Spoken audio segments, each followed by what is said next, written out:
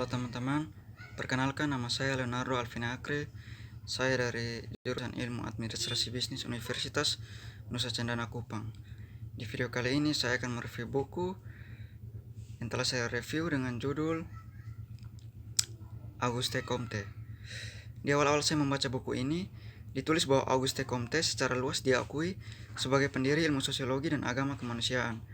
Dalam studi yang menarik ini, penilaian ulang sosiologi Comte selama bertahun-tahun, kontribusi Comte terhadap sejarah dan filsafat sains telah sangat mempengaruhi metodologi positif.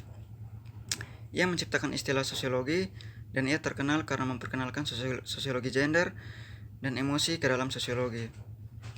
Mike Gann meneliti penglihatan sosiologi Comte dan memperlihatkan bahwa menurutnya sosiologi dapat dan seharusnya bersifat refleksif, ensiklopedia, dan kapitalisme.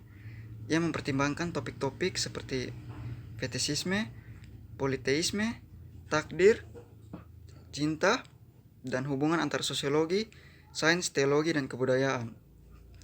Catatan yang menarik tentang kelahiran sosiologi ini mengisi apa yang hingga sekarang masih merupakan kesenjangan besar dalam pasar untuk teks yang dapat diakses secara Comte. Berdasarkan penelitian baru, karya Gann adalah bacaan penting untuk semua sosiologi dan siswa disiplin. Dari teman-teman, nama penulis dari buku Auguste Comte ini adalah Mike Gann. Mike Gann adalah profesor sosiologi di Departemen Ilmu Sosial Universitas Loughborough. Ia mengajarkan kepentingan dalam sosiologi kekuasaan, jenis kelamin, budaya konsumen, dan dalam teori. Dia menerbitkan buku Durkheimian Sosiologi di Baudrillard dan mengedit 2 koleksi Foucault. Tulisan-tulisan terbaru telah memikirkan Comte, Marx, Mauss, Lyotard, sang master Wilhelm, Baudrillard, Derrida, dan Virilio. Untuk membeli salah satu dari Taylor and Francis atau koleksi Routledge dari ribuan buku e-book, silakan kunjungi web www.ebookstore.tenf.co.uk. Buku ini berjumlah 176 halaman. Untuk melihat harga dari buku ini bisa kunjungi website di atas. Pada bagian awal isi buku ini dengan topik pengenalan ide Comte.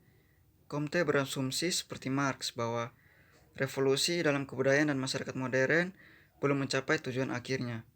Revolusi modern tidak dapat dikurangi menjadi catatan peristiwa yang mengarah ke bulan Juli 1789 dan pecahnya revolusi Prancis secara resmi.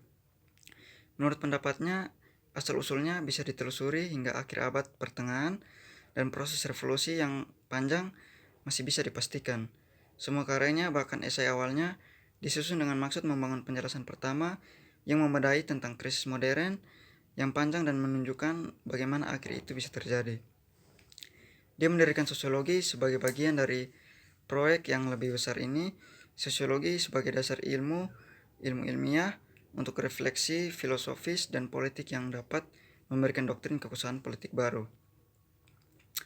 Bagian yang saya suka dari buku ini yaitu pada topik kedua tentang The Comtean Illusion. Karena pada bagian ini bisa dilihat bahwa sang penulis Mike Gann memuji Comte dengan berkata, Auguste Comte adalah sosok yang luar biasa.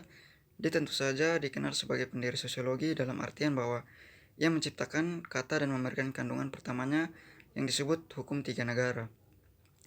Dia juga dikenal karena posisi pentingnya dalam sejarah filsafat sebagai salah satu pendiri utama falsafah posisi filosofi positif.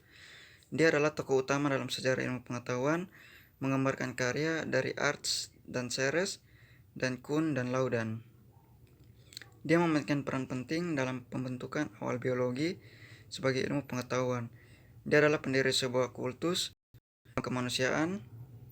Dia memainkan peran penting dengan Émile Littré dalam produksi kamus ilmu pengetahuan kedokteran, Proper of Litter, The Standard French Dictionary. Tapi juga diketahui bahwa Comte berkontribusi pada etika dan memang menciptakan kata altruisme. Ia juga dikenal karena memperkenalkan sosiologi gender, dan emosi. pada bagian kanan buku ini dengan topik But Why Did Comte Need Sociology. Jadi di bagian ini dijelaskan mengapa Comte membutuhkan sosiologi, kenapa tidak matematika atau yang lainnya. Pertanyaan yang mungkin juga ditanyakan oleh teman-teman. Pada bagian ini dijelaskan bahwa tulisan-tulisannya Comte pada tahun 1820-an bahwa dia berkomitmen pada dirinya untuk suatu program kerja yaitu sosiologi yang perampungannya akan penting untuk menghindari kejahatan dan mengerikan dalam masyarakat modern. Program tersebut telah mengidentifikasi 3 seri karya yaitu yang pertama suatu penelitian tentang kemajuan umum, kecerdasan manusia yang ditentukan untuk menjadi dasar politasi yang positif. Yang kedua, seri yang akan membentuk sistem pendidikan positif yang lengkap. Dan ketiga, penjelasan umum tentang aksi kolektif yang dapat dilakukan oleh orang-orang beradab atas alam. Teman-teman, jadi rangkaian tulisan besar Comte yang diterbitkan antara tahun 1848 dan 1856 ini menambahkan suatu lapisan analis yang baru mengenai pengaruh, emosi, dan hubungan jenis kelamin pada hukum 3 negara bagian yang sepenuhnya diorganisasi kembali. Dalam posisi yang dibangun kembali ini, Comte secara terbuka berusaha untuk melebur bersama kehidupan pribadi dan intelektualnya. Chang Wilhelm telah menulis esai yang sangat bagus tentang konsep fetisisme. Beliau menekan bahwa gagasan Comte adalah murni evaluatif dari keadaan sosial normal seperti yang ditunjukkan oleh konsensus harmonik pada bagiannya. Teman-teman, kita sudah pada bagian akhir, jadi berdasarkan apa yang sudah saya baca, sang penulis juga banyak menyinggung tentang tokoh sosiologi lainnya seperti Marx dan Emilia Durkheim. Sang penulis menulis buku ini dengan sangat baik dan menulis apa yang dirasakan dan dipikirkan Comte. Juga sang penulis tidak lupa mencantumkan tanggal waktu kejadian pada saat dia menulis peristiwa-peristiwa penting Auguste Comte. Sekiranya itu yang bisa saya sampaikan. Jika ada kesalahan kata maupun kalimat, mohon dimaafkan, dan saya harap kedepannya saya bisa membawakan materi sesuai dengan apa yang diharapkan penonton. Sekiranya itu saja yang bisa saya sampaikan. Sekian dan terima kasih. Wow.